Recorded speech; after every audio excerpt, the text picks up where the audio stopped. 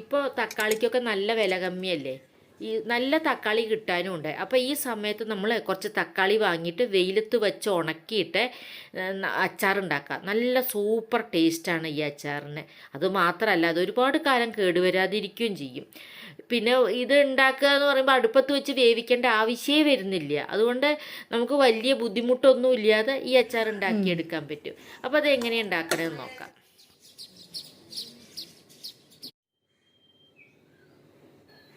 ഞാനിവിടെ ഏകദേശം ഒരു 1.5 കിലോ തക്കാളിയും കൊണ്ടാണ് ഈ അച്ചാർ ഉണ്ടാക്കുന്നത്.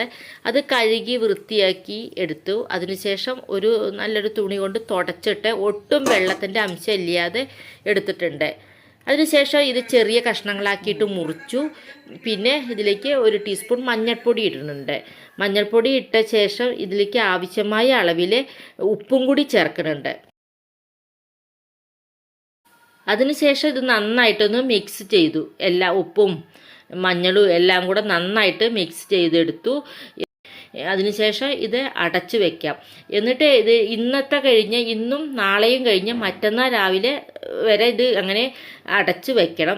ഇനി ഇത് ഇടയ്ക്കിടയ്ക്ക് എടുത്ത് ഇങ്ങനെ കുലുക്കണം. അല്ലെങ്കിൽ വെള്ളത്തിൻ്റെ അംശമൊന്നും ഇല്ലാത്ത വലിയൊരു സ്പൂൺ കൊണ്ട് അടിയോട് കൂടിയിട്ട് ഇളക്കി വെക്കണം. ഇങ്ങനെ ഇളകാതിരുന്നാൽ ഇതിലൊരു പക്ഷേ പൂപ്പൽ വരാൻ സാധ്യത ഉണ്ട്. അപ്പോൾ അതുകൊണ്ട് ഇടയ്ക്കിടയ്ക്ക് കുലുക്കിക്കൊണ്ടിരിക്കണം. അങ്ങനെ ഇത് 3-ാമത്തെ ദിവസം രാവിലെ ഞാൻ എടുത്തിട്ടുണ്ട്. ഇതാ ഈ ഒരു പരുവത്തിലാണ് ഇപ്പോൾ ഇതിരിക്കണത്. ഇനി ഇതിങ്ങനെ പിഴിഞ്ഞിട്ട് ഇതാ ഇങ്ങനെ വേർതിരിച്ചെടുക്കണം. ജ്യൂസ് മാറ്റിയെടുക്കുകയാണ് ചെയ്യണം. മാക്സിമം നന്നായിട്ട് തന്നെ നിങ്ങളെ കൊണ്ട് കഴിയും പോലെ പിഴിഞ്ഞെടുത്താൽ നമുക്കിത് വേഗം ഉണങ്ങിക്കിട്ടാനൊക്കെ എളുപ്പമുണ്ടാവും കേട്ടോ. ഞാൻ അധികം ശക്തി എടുത്ത് പിഴിയാൻ എനിക്ക് കഴിയണില്ല. അതുകൊണ്ട് ഞാൻ കഴിയണ പോലെ പിഴിഞ്ഞെടുക്കുകയാണ് ചെയ്യണത്. അങ്ങനെ പിഴിഞ്ഞ് അതിൻ്റെ ജ്യൂസും ഈ തക്കാളി മറ്റേതും വേർതിരിച്ചെടുത്തിട്ടുണ്ട്. ഇനി ഇതിലെ ജ്യൂസിലേക്ക് ലേശം നമുക്ക് പുളി ഇടാം. ഒരു വലിയ നെല്ലിക്ക വലിപ്പത്തിലുള്ള പുളിയാണ് ഇടുന്നത്. വാളംപുളിയാണ്. അത് ഇതിലേക്ക് ഇങ്ങനെ വേർപ്പെടുത്തിയിട്ട് ഇടുന്നുണ്ട്. അങ്ങനെ അതും വെയിലത്ത് വെച്ചു. നമ്മൾ പിഴിഞ്ഞെടുത്തിട്ടുള്ള തക്കാളി വെയിലത്ത് വെച്ചിട്ടുണ്ട്. ഇനി ഇത് ഉണങ്ങിക്കിട്ടണം. ഈ ജ്യൂസിൻ്റെ വെള്ളമൊക്കെ ഒന്ന് വറ്റി ഒന്ന് കുറുകി വരും. നല്ല വെയിൽ കൊണ്ടിട്ട് അത് കുറുകി വരും. ഇത് തക്കാളി ഉണങ്ങിയിട്ടും കിട്ടണം. അപ്പോൾ അങ്ങനെ നല്ല വെയിലുള്ള സമയത്ത് നമ്മൾ ഇതിന് വേണ്ടി തുടങ്ങുകയാണ് നല്ലത്. പിന്നെ വീഡിയോ ഒന്ന് ലൈക്ക് ചെയ്തോളൂ. നിങ്ങളുടെ കമൻറ്റുകളും കൂടി ഞാൻ പ്രതീക്ഷിക്കുന്നുണ്ട്. വൈകുന്നേരം ആയപ്പോൾ ഇങ്ങനെ ആയിട്ടുണ്ട്. ഇത് പക്ഷേ ഇതാണ്ടോ ലൂസായിട്ടിരിക്കുന്നുണ്ട്. ഇങ്ങനെ ലൂസാവരുത്, കുറുകിയും കൊണ്ടാവണം. ഇതിലാ ലൂസായി നിൽക്കുന്ന വെള്ളവും കൂടി വറ്റി വരണം. നമ്മൾ പിഴിഞ്ഞെടുത്തിട്ടുള്ള ഈ ചണ്ടി ഉണങ്ങിയിട്ടില്ല. അങ്ങനെ അന്ന് രാത്രി ഇത് രണ്ടും ഓരോരോ ചെറിയ പാത്രങ്ങളിലേക്ക് മാറ്റിയിട്ട് ഫ്രിഡ്ജിൽ വെച്ചു. പിറ്റേന്ന് രാവിലെ വീണ്ടും ഇത് വെയിലത്ത് കൊണ്ടുവന്ന് വെച്ചിട്ട് ഉണക്കിയെടുക്കുകയാണ്. ഇതിൻ്റെ ജ്യൂസ് ഈ ബൗളിൽ തന്നെയാണ് ഞാൻ വെയിലത്ത് വെക്കണത്. അല്ലെങ്കിൽ ഒരു പക്ഷേ അത് പരന്ന പാത്രത്തിലായാൽ വറ്റി പോവുകയുള്ളൂ. അങ്ങനെ വൈകുന്നേരത്തിന് ഇങ്ങനെ ആയിട്ടുണ്ട് നമ്മുടെ തക്കാളി. ഇതുപോലെ ഉണങ്ങിക്കിട്ടണം. ഈ ജ്യൂസ് ഈ ഒരു പരുവത്തിലും ആവണം. ഇങ്ങനെ ഇത്രയും തിക്നെസ്സിൽ ഇങ്ങനെ കിട്ടണം. ഇനി നമ്മൾ അച്ചാറുണ്ടാക്കാൻ തുടങ്ങുകയാണ്. ഈ തക്കാളി അച്ചാർ സാധാരണ പലരും ഉണ്ടാക്കാറുള്ളത് അടുപ്പത്ത് വെച്ച് വേവിച്ച് നന്നായി കുറുക്കിയെടുത്തിട്ടൊക്കെയാണ്. ഒരുപാട് സമയം അടുപ്പത്ത് വെച്ചിട്ടാണ് അങ്ങനെ അച്ചാറാക്കി എടുക്കാറുള്ളത്. പക്ഷേ അങ്ങനെ ഉണ്ടാക്കുന്നതിൻ്റെ ടേസ്റ്റും ഇതിൻ്റെ ടേസ്റ്റും വ്യത്യാസമാണ് കേട്ടോ. ഈ രീതിയിൽ നിങ്ങൾ തക്കാളി അച്ചാർ ഒരു പ്രാവശ്യം ഉണ്ടാക്കി കഴിഞ്ഞാൽ പിന്നെ എപ്പോഴും ഇങ്ങനെ തന്നെ ഉണ്ടാക്കുള്ളൂ. കാരണം ഉണ്ടാക്കാനും നമുക്ക് എളുപ്പമാണ്. 2-3 ദിവസത്തെ ഒരു പ്രോസസ്സാണെങ്കിലും ഇത് നമ്മുടെ ജോലി ഭാരം വളരെ കമ്മിയാണ്. കൂടാതെ ഇത് നല്ല ടേസ്റ്റ്. നമുക്ക് കുറച്ച് വെളുത്തുള്ളി വേണം. ഒരു 3 ചൂള വെളുത്തുള്ളി എടുത്തിട്ട് അത് തോല് കളഞ്ഞെടുക്കാം. എന്നിട്ട് ഈ തോല് കളഞ്ഞെടുത്തിട്ടുള്ള ഈ വെളുത്തുള്ളി നമുക്ക് 2 ഭാഗമാക്കണം. ഒന്ന് ഒരു 1/4 ഭാഗം മാറ്റി വയ്ക്കാം. പിന്നെ ഒരു 1/4 ഭാഗം ഇതുപോലെ മാറ്റി 2 ഭാഗമാക്കിയ ശേഷം ഇതിലെ ചെറിയ ഭാഗം ഞാനിതാ ഈ മിക്സിയുടെ ജാറിലേക്ക് ഇടുന്നുണ്ട്.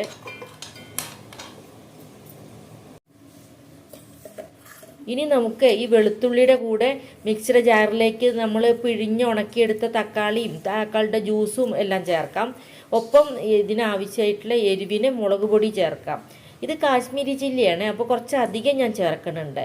എരിവിന് പാകത്തിന് നിങ്ങൾക്ക് സാധാ മുളക് പൊടി ചേർത്താലും മതി. എന്നിട്ട് നന്നായിട്ടൊന്ന് അരച്ചെടുക്കുക. അരച്ച ശേഷം ഉപ്പ് പാകത്തിനുണ്ടോ എന്ന് നോക്കണം. നമ്മൾ ഉപ്പിട്ടിട്ടാണ് ഈ തക്കാളി ഉണക്കിയത്. അപ്പോൾ അധികം ഉപ്പ് വേണ്ടി വരില്ല. എന്നാലും ഉപ്പിൻ്റെ ടേസ്റ്റ് ഒന്ന് നോക്കാം. പോരെങ്കിൽ കുറച്ച് ഉപ്പ് ചേർത്തിട്ട് ഒന്നും കൂടി അരച്ചെടുക്കാം. എന്നിട്ട് ഇതായി ഞാനിതൊരു ബൗളിലേക്ക് മാറ്റുകയാണ്. അരച്ചെടുത്ത ശേഷം നന്നായിട്ട് തന്നെ അരച്ചെടുത്തിട്ടുണ്ട്. അതിനുശേഷം ഒരു പാൻ അടുപ്പത്ത് വെച്ചിട്ട് കുറച്ച് കടുകും ഉലുവയും കൂടി ഒന്ന് വറുത്തെടുക്കുകയാണ്. 1 ടീസ്പൂൺ കടുകും 1 ടീസ്പൂൺ ഉലുവയും കൂടി നന്നായിട്ടൊന്ന് വറുത്ത് പൊടിച്ചെടുക്കുന്നുണ്ട്.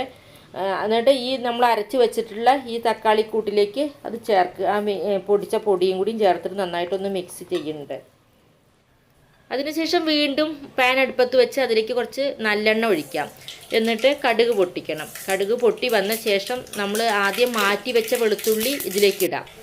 അങ്ങനെ ആ വെളുത്തുള്ളി ഇട്ട ശേഷം ഇതിലേക്ക് കുറച്ച് ചുവന്ന മുളകും കരിവേപ്പിലയും കൂടി ഇടാം. ഇത് ഞാനൊരു 6-7 ചുവന്ന മുളക് ഇട്ടിട്ടുണ്ട്. ഞാൻ കാശ്മീരി ചില്ലിയാണ് ചേർത്തത് ആദ്യം അരയ്ക്കുമ്പോൾ. അതുകൊണ്ട് മുളക് വലിയ എരിവൊന്നുമില്ല. അതുകൊണ്ടാണ് ഇങ്ങനെ ഇത്രയും മുളക് ഇട്ടത്. നിങ്ങൾ എരിവൊക്കെ നോക്കിയിട്ട് അതിനനുസരിച്ചിട്ട് ഇടാം. പക്ഷെ ചുവന്ന മുളക് പൊട്ടിക്കാൻ പാടില്ല, മുഴുവനായിട്ട് തന്നെ നമ്മൾ ഇതിലിടണം. അതിനുശേഷം കുറച്ച് കടലപ്പരിപ്പും കൂടി ഇടുന്നുണ്ട്. 1 ടേബിൾ സ്പൂൺ കടലപ്പരിപ്പ് ഞാൻ ഇട്ടിട്ടുണ്ട്. 1-2 ടേബിൾ സ്പൂണോ കടലപ്പരിപ്പ് ഇടാൻ വേണമെങ്കിൽ. അങ്ങനെ കടലപ്പരിപ്പ് ഇട്ട് എല്ലാം കൂടെ നന്നായിട്ടൊന്ന് മൂപ്പിച്ചെടുക്കണം. വെളുത്തുള്ളിയൊക്കെ നന്നായിട്ടൊന്ന് വഴന്ന് വന്ന് മുളകും കറിവേപ്പിലയും കടലപ്പരിപ്പും ഒക്കെ നന്നായിട്ട് മൂത്ത് വരണം. കരിയാതെ ശ്രദ്ധിക്കണം, ഓവറായി പോവരുത്. അങ്ങനെ അതെല്ലാം മൂത്ത് വന്ന ശേഷം നമ്മൾ അരച്ച് റെഡിയാക്കി വെച്ചിട്ടുള്ള തക്കാളിക്കൂട്ടുണ്ടല്ലോ അത് ഇതിലേക്ക് ഒഴിക്കാം. എന്നിട്ട് നന്നായിട്ടൊന്ന് ഇളക്കി മിക്സ് ചെയ്യുക. എന്നിട്ട് സ്റ്റൗ ഓഫാക്കാം. ഇത് അടുപ്പത്ത് വെച്ച് വേവിക്കൊന്നും വേണ്ട. പിന്നെ തക്കാളി നന്നായിട്ടൊന്ന് ഇളക്കി എണ്ണയും എല്ലാ ഭാഗത്തും ആവുന്ന വിധത്തിൽ കുത്തി എല്ലാം മിക്സാക്കി എടുത്ത ശേഷം ചൂടാറിയിട്ട് നമുക്കിനി ഇതൊരു കുപ്പിയിലാക്കി സൂക്ഷിച്ച് വയ്ക്കാം. നല്ല രുചിയുള്ള ഒരു അച്ചാറാണ് നമുക്ക് റെഡിയായിട്ട് കിട്ടിയിരിക്കുന്നത്. കുറേ ദിവസം കേടുവരാതിരിക്കും. അപ്പം വളരെ എളുപ്പമാണ്. അത് വെയിലത്ത് വെച്ച് ഉണക്കണം 2 ദിവസം എന്ന് മാത്രമേ ഉള്ളൂ. അത് കഴിഞ്ഞാൽ നമുക്ക് ജോലി വളരെ എളുപ്പമാണ്. എല്ലാവരും ഒന്ന് ട്രൈ ചെയ്യണം. വീഡിയോ ഒന്ന് ലൈക്ക് ചെയ്യണം. ഒപ്പം നിങ്ങളുടെ അഭിപ്രായം